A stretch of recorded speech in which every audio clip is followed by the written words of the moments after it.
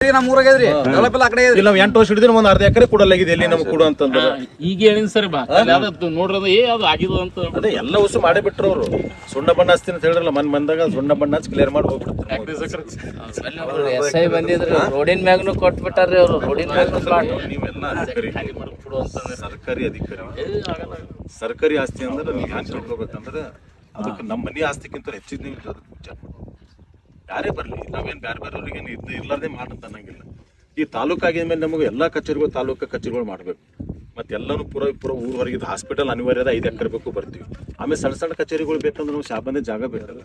ಮತ್ತೆ ಇದ್ದಿದ್ದ ಜಾಗ ಎಲ್ಲ ನೀವು ಸರ್ಕಾರಿ ಜಾಗಗಳೆಲ್ಲ ಪ್ರೈವೇಟ್ದವ್ರಿಗೆ ಮಾಡಿ ಮಾಡಿ ಮಾಡಿ ನೀವು ಹಂಚಿ ಹೋದ್ರೆ ಉಳಿದವ್ರು ಕೇಳೋರು ನಾಳೆಗಲ್ಲಿ ನಾಳೆ ಯಾರು ಬರ್ತಾರೆ ಹೇಳಲ್ಲಿ ಬೆಟ್ಟದ್ದು ನೀವು ದಾಖಲೆ ಓದ್ತೇವೆ ದುನಿಯಾ ಪೇಪರ್ ದುನಿಯಾ ಜಾಗ ಸರ್ಕಾರಿ ಜಾಗ ಉಳ್ಕೊಂಡು ಅಲ್ಲಿ ಜಾಗದ ಮೇಲೆ ಏನೂ ಇಲ್ಲ. ಇದೊಂದು ಭಾಳ ದೊಡ್ಡ ಕಿರಿಕಿರಿ ಅಥವಾ ಒಂದಿನ ನೋಡ್ರಿ ನೀವು ಬೇಕಾದ್ರೆ ಎಲ್ಲ ಒಬ್ಬ ತ್ಯಾಗಿ ಹಿಡೋದು ನಿಮ್ಮ ಎಲ್ಲಿಂದ ಹಿಡ್ಕೊಂಡು ಎಲ್ಲರದು ಯಾವ್ದನ್ನ ಒಂದು ಹಾಸ್ಟೆಲ್ ಕಟ್ಟಬೇಕು ಒಂದು ಜಾಗ ಸಿಗಲ್ಲ, ಒಂದು ಸರ್ಕಾರಿ ಕಚೇರಿ ಕಟ್ಟಬೇಕು ಒಂದು ಜಾಗ ಸಿಗಲ್ಲ. ಗಾರ್ಡನ್ಗಳು ಎಲ್ಲಾನು ಗಾರ್ಡನ್ಗಳು ಸಹಿತ ಹೆಸರು ಮಾಡಿ